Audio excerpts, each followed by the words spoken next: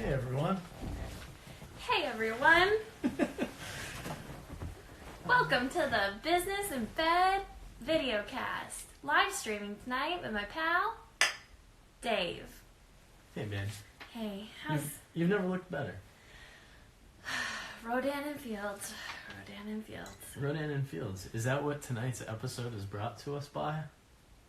Sure. Should we give a shout out? Yeah. Jesse Woodman. Oh, we're crooked. That's going to be so annoying. What do you mean?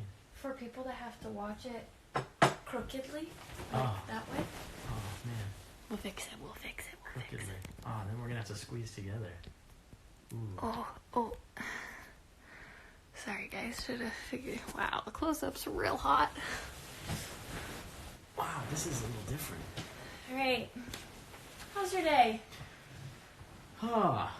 It was a day. This quarantine stuff is not for the faint of heart. Yeah, last week it was like, oh, we got this. This is going to be great.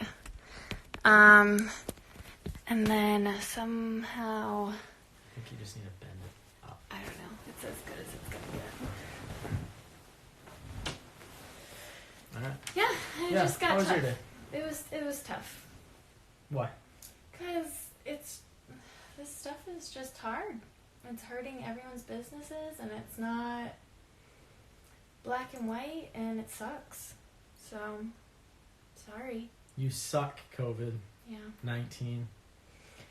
So, I got some questions for you that the people want to know. That the people want to know. Power to the people. Here we go. What's your onboarding process for your clients? Like you? Or me? You. Me? Yeah. They're not your clients, I guess. Onboarding process. Okay. So I think onboarding, the way we always talk about it in my job is... Make sure you speak up. Oh, okay. So the way we always think about onboarding is the first opportunity to wow and serve our agents. And so we're always looking for speed and anticipation of needs. We want to make sure that we're anticipating needs before the questions ever arise. Great. Love that. That's what I try to do with my clients as well. Okay. To piggyback off of what you were saying is I try to do a lot of client education. I guess that's not really onboarding, but after they become clients, I think client education is super huge because it makes sure that everyone's on the same page. And then no one gets angry because they all know what's been, it's all been laid out beforehand. I think setting expectations is one of the biggest And pieces meeting of small business. them. Meeting them. Yeah. Meeting the expectation. Yeah. Yeah. I'd agree. You can't just set it and forget it. So those are all questions for me. That's fine. Let me ask them. Okay. Talk to us. I mean, this is your podcast. It's and true. It's true. your followers. So, hey followers. So the people want to know iPhone shooting. What do you love about it? What do you not love about it? How do you do it? Do you agree with it? Strong opinions against it.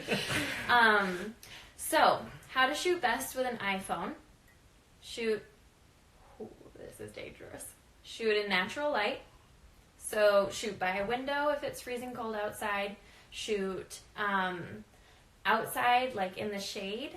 Don't shoot like under a tree. Try to shoot in like a tan or like a grayish ground because you get colors that will pop back into your picture. So like if you're shooting on grass, your picture will be greenish if it's a bright sunny day. So natural light is huge. You want to never shoot into the sun with an iPhone. With a DSLR, do whatever you want. But with an iPhone, you don't want to shoot into the sun. Why is that? Because it looks bad. Oh, okay. It's a lot of science behind it. You wouldn't understand. I have no idea. So, Is anyone even watching us? I don't know, probably not. I don't have my glasses on. So, is that everything you wanted to share about iPhone shooting? How do you edit your iPhone photos? Thank you. That's on the other side.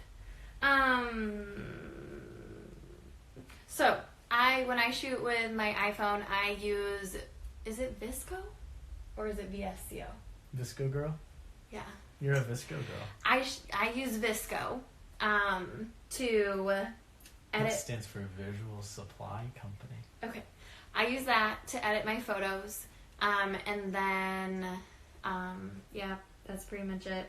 You just toggle with the exposure, the contrast, clarity, etc., etc. So, one question from earlier on my Instagram post revolved around where do you start when starting a small business? What's the first thing that you need to do? So I'm reading this book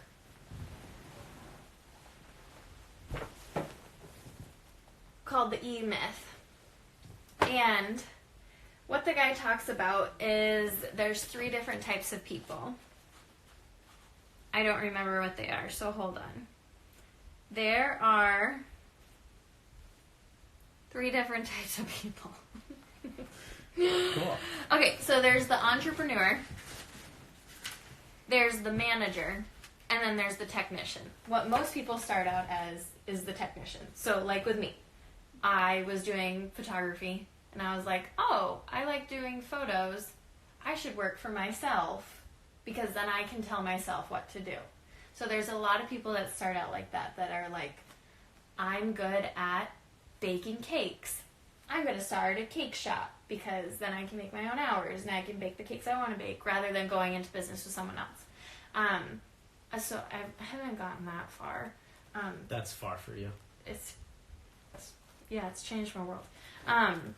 But he is saying that you should not just be a technician. You shouldn't just be good at what you're doing.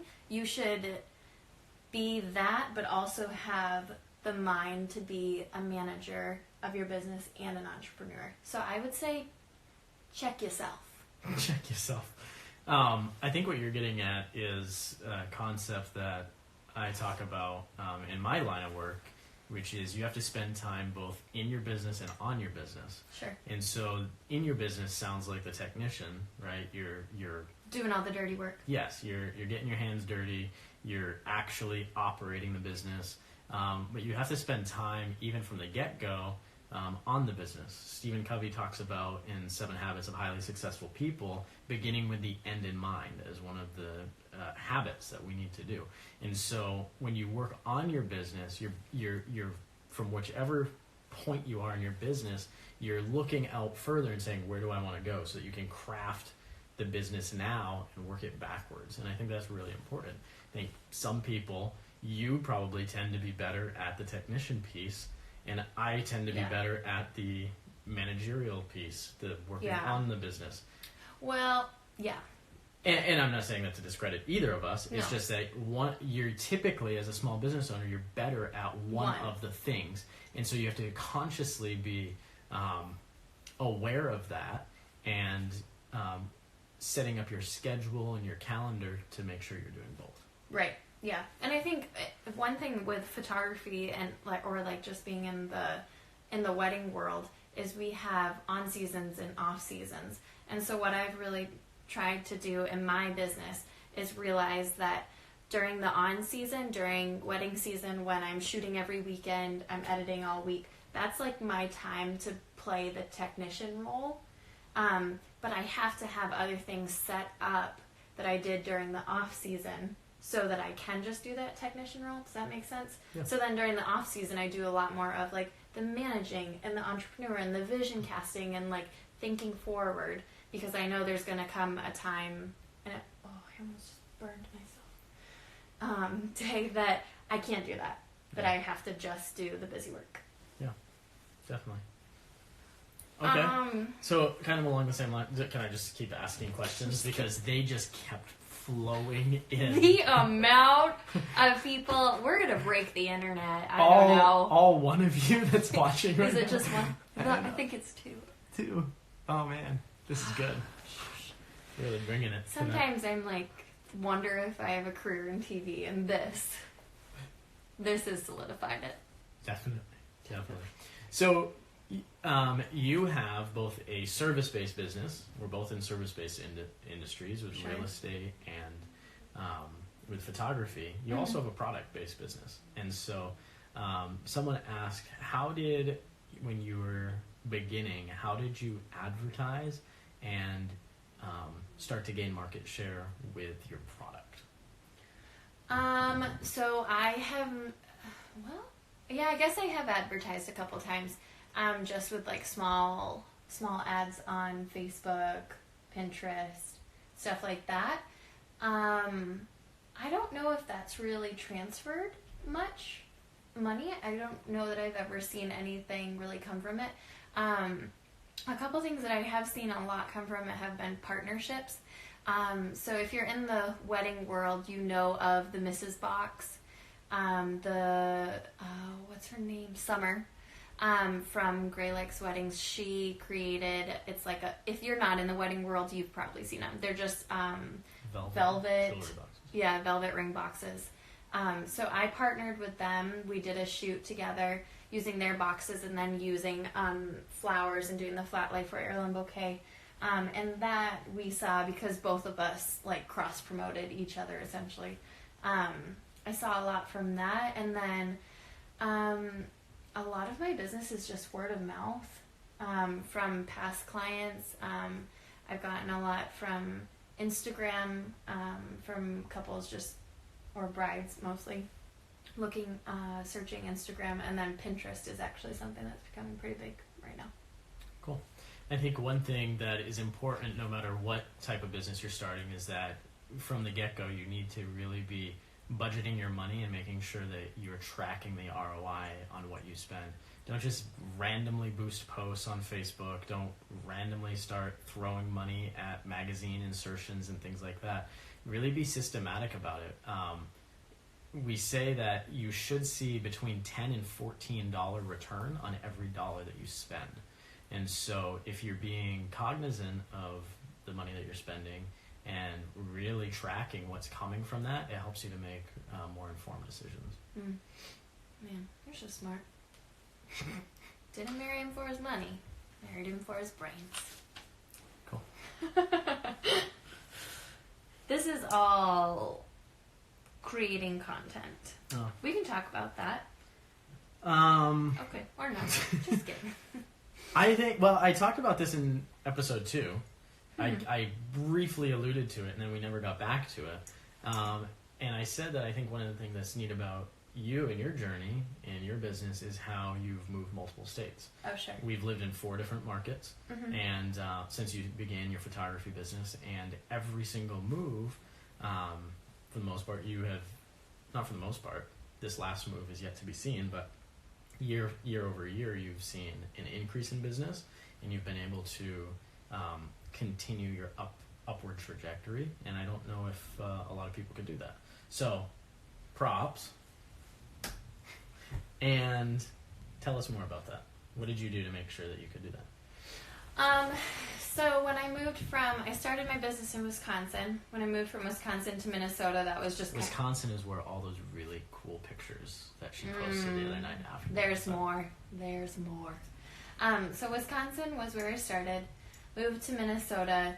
When did we move to Minnesota? 2012. Okay, so very different market than it is right now, or even, putting COVID aside and saying like a month ago. What people weren't necessarily, or the new thing that people needed were headshots. So when I moved to Minneapolis, I set up free headshots for like 1 million people, just to get to know people. And it wasn't just planners. It was like, I did hair and makeup. I did florists.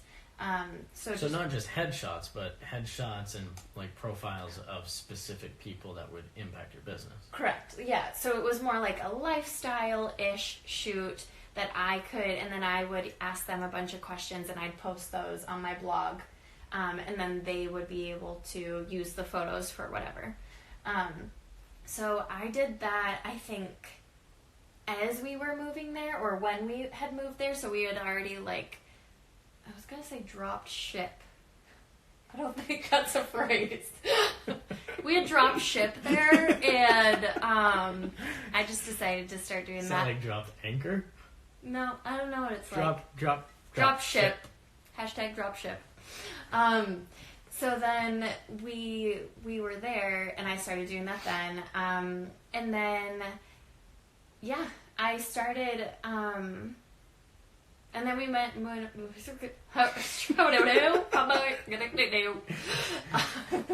that mask is starting to harden or something.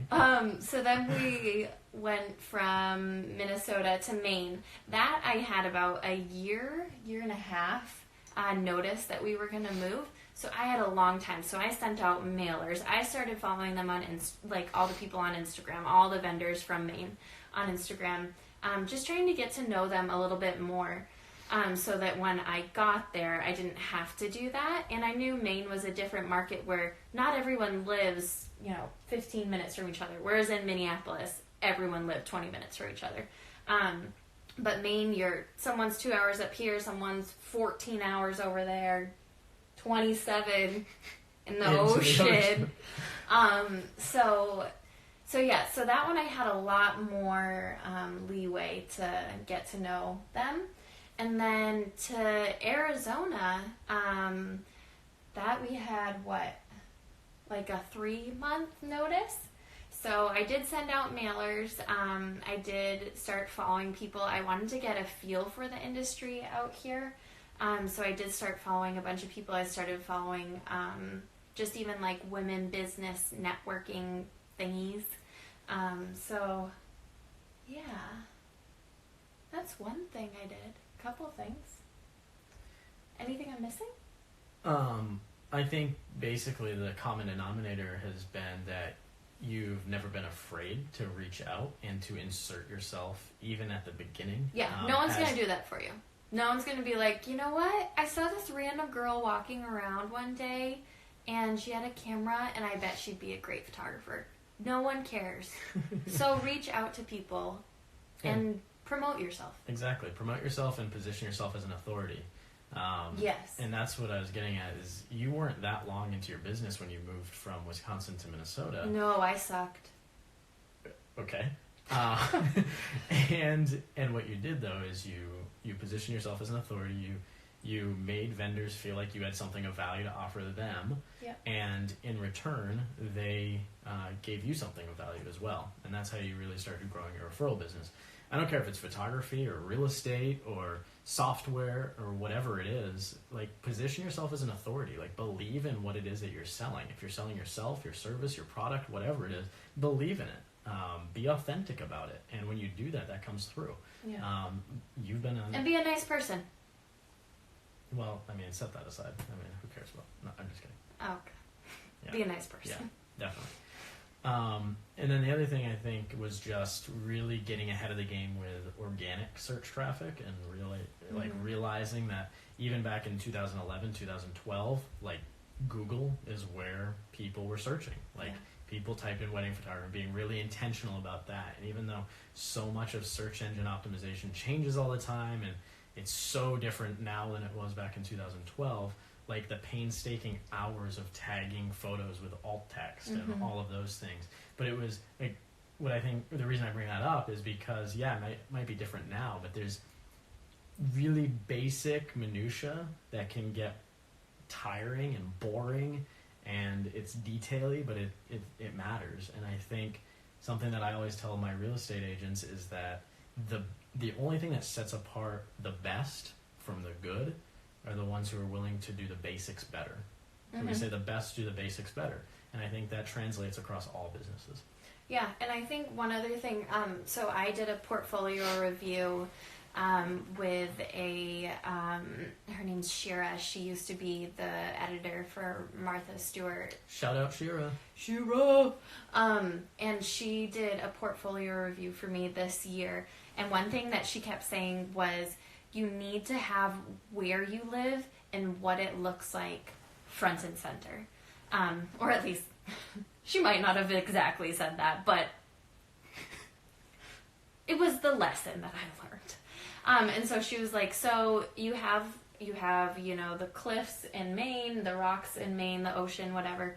But you're thinking about moving to Arizona, you should probably have a cactus. So that when brides get on there, they go, oh, yeah, she's in Arizona. She gets it. She has a cactus. She has a cactus. So just... She has a cactus. She has a Arizona cactus. brides out there, she has a cactus. She gets it. But they just really... Her, and then I had a meeting with another photographer that does... And I cannot say the word photographer. It's like photographer. Can't do it. She was just saying also to like make sure that you set the stage of where these couples are getting married, because for a lot of my couples personally, whether that was back in New England or here, I'm finding is that their wedding is a destination wedding. Either they have some type of tie to New England or Arizona or Minnesota, but they're not from there. And so, like, the couples that would get married in Maine or Newport or Cape Cod or whatever, the location itself was a huge thing. And brides, yes, they want to see the pretty photos that you can take, but they also want to know that you can document the location well, too. So not only just being able to show them, like, hey, I'm here in Cape Cod. Ooh, you got to put that over there. But also... You were going. Lost. The end. So should we check the feed? I see a lot of things Oh popping my gosh, up. there's so many questions. So many questions. Great job. Wow, I've never seen anything more spectacular in my life. Shout out to you, Jamie. You're amazing. No one has ever looked more beautiful in a face mask. Guys, stop writing all these things. Oh my gosh, the next Joanna Gaines. It's too much. Are there any questions? There's nothing. Nothing. Oh, I've heard great things about this book. Yes. Oops. Uh-huh. Oh, there might have been one. Oh, someone did ask me what my college degree was in. Oh man, I can't wait. So it was called Christian Ministries, and that sounds like decent, right? I learned how to set a table. I learned how to make puppets. I learned how to never. So when you drink from a cup, you look into the cup. You never look up. That's a no-no. This is so embarrassing. What else did I learn? That you spent way too much money on... I spent a lot of money on where to put a fork.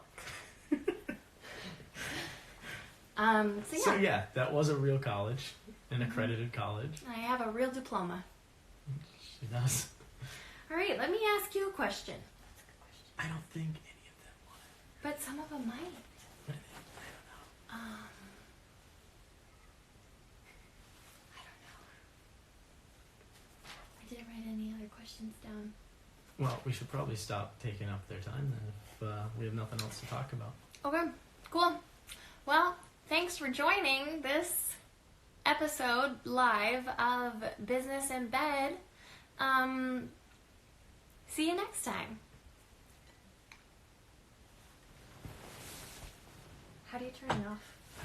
The end button. Oh, yeah. Get this mug in there for the last 3 seconds.